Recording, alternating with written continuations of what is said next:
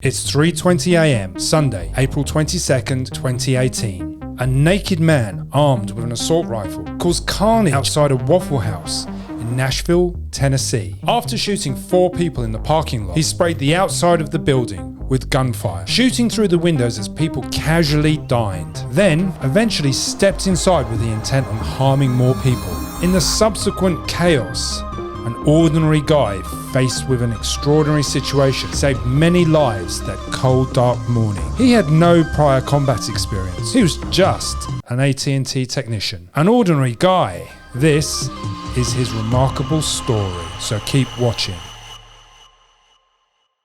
The Reluctant Hero. James Shaw Jr. and his friend Brennan McMurphy had been out Saturday night when they were looking for a bite to eat. They tried one Waffle House, but it was too crowded. Unfortunately for them, they decided on another restaurant where Travis Rinking was waiting to strike. When they arrived, 21-year-old Diebny Groves was singing gospel songs with her friends. Now picture this. The atmosphere was relaxed and everyone was having a good time in the early hours of the morning, but that was going to suddenly change. Travis Rinking was sitting in his vehicle watching people come and go, perhaps running through his paranoid delusions one by one until he was ready to strike. Rinking believed that the restaurant patrons and the employees were government agents whom he had been commanded by God to kill. You see, Rinking had a history of mental illness and he was determined to act that dark early morning. Sometimes you can't reason with the deranged. Rinking was suffering from severe schizophrenia that had grown worse over a period of years. He was driven by delusions, paranoid thinking, auditory illusions that strangely included the belief that he was Taylor Swift's boyfriend and the star was stalking him. She'd even broken into his house and assaulted him. Now, in communicating directly with God, he believed that people walking around him were out to hurt him. Essentially, he believed he was commanded to go to the Waffle House in defense of himself. But there were many other red flags of his impending behavior. The most significant was his visit to the White House. The previous year, Travis was arrested after entering a restricted area near the White House. He told Secret Service officers that he had the right to inspect the grounds and that he wanted to meet President Donald Trump. Naturally, authorities confiscated his weapons after the White House incident, giving them instead to his father. One of those weapons was reported as an AR-15, the rifle he held tightly as he watched people coming and going from the Waffle House. Never ignore your intuition. It was a moment of intuition that sadly was ignored. Before he stepped into the diner, James Shaw noticed a strange man waiting in his vehicle. In fact, his friend joked that Rinking looked crazy and would shoot up the place. Something drew his attention to Travis Rinking. He later said that his energy wasn't right.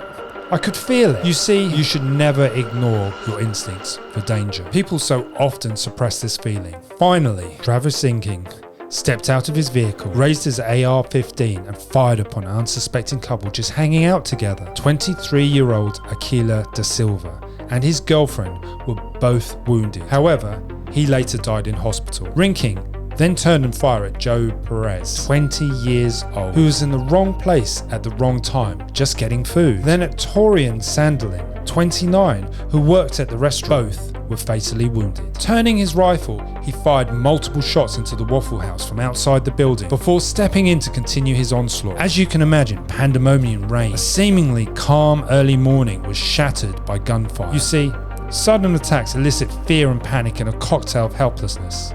The unsuspected diners literally didn't know how to respond. This happens all too often when people are not prepared for the unexpected. The moment of truth. As people ran for cover, a bullet grazed James Shaw's elbow.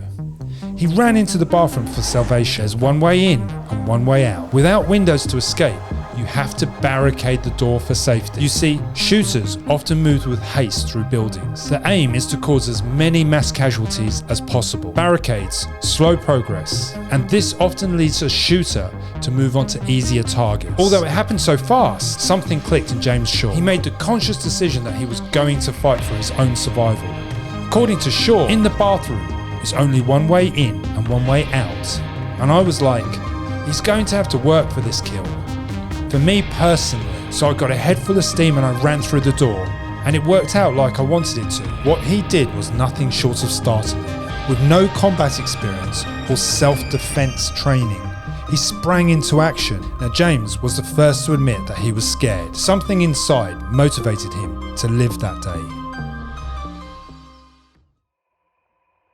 The struggle for the weapon. On hearing a pause in the gunfire, not knowing whether the rifle had jammed or was being reloaded, he seized that opportunity. Running through the bathroom, hitting the 6'4" wrinkling with the door, he then grabbed the rifle, burning the palm of his hand. Something never said in self-defense videos is that the muzzle of a firearm is often hot to touch. It took an extreme amount of focus and pain tolerance to grab this weapon and wrestle it away from Wrinkling. Not only did he pull the rifle away from Wrinkling, but he threw it over the counter so the gunman couldn't reach. Now, Wrinkling was confused and disorientated, as well as naked, surprised that James Shaw was trying to stop him. I mean, why would a victim want to fight for their life? In his psychosis, he felt that murder was the right thing to do. It was his form of self-defense. He cursed Shaw for preventing him from achieving his godly command. Shaw said at the time his own wounds and the gunman's strange appearance didn't matter. What mattered more was to get the gun away from Wrinkling. While some of the details of the chaotic moment were a blur, naturally, Shaw recalled once the immediate threat was over, he just wanted to get out of the restaurant. Now, this is natural after an adrenaline dump, but there was just one problem. The gunman was still there. Shaw later recounted, "He was in the middle of the door and I was like, 'You're still in the way, so you have to come with me.'" He continued, "So I don't know if I just picked him up and just slung him with me out the door. But I knew I needed to get out that door." This gave the disorientated Wrinkling the opportunity to run away. You see, attackers also experienced confusion during and after the event.